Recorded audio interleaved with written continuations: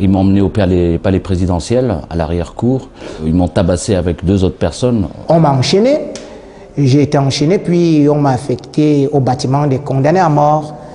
Pendant 1 heure, j'étais torturé et ils m'ont libéré le lendemain parce qu'il y avait une pression énorme quand même. Ils n'avaient pas tellement le choix, donc je me suis retrouvé à l'hôpital et en soins intenses. Si je reviens à Madagascar, je vais en prison. Ils m'ont condamné quand même à 2 ans de travaux forcés et 3 ans de prison ferme. J'étais dans une précarité et dans une saleté outrancière.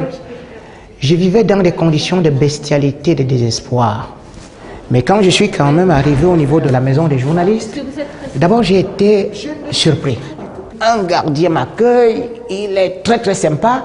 Le directeur, il me prend tout de suite là, nous sommes des copains, il est tout relax. J'ai dit, mais tiens, c'est pas possible. Je croyais que j'allais être traité au rabais.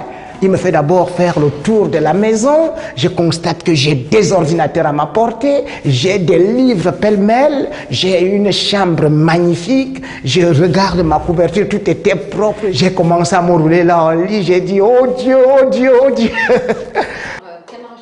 À la maison des journalistes, le demandeur d'asile qui arrive a une chambre. Il a une carte de transport, une carte orange mensuelle, il a une carte de téléphone et il a un ticket service d'une valeur de 8,50 € chaque jour. Et ça lui permet d'aller faire ses courses en fait au supermarché. Il peut vivre normalement. Et après, il y a tout ce qu'on appelle le maintien en forme journalistique. Alors d'abord, pour les non-francophones, c'est les cours de français. On a un professeur qui vient donner des cours de français qui sont adaptés, on va dire, à des universitaires qui viennent apprendre une langue étrangère, qui va être celle qu'ils vont pratiquer maintenant, qui est le français. Ça, c'est la première chose, c'est indispensable. Ensuite, on a toutes sortes de formations liées à la société française. Après, qu'est-ce que c'est que les institutions françaises? Comment fonctionne le gouvernement?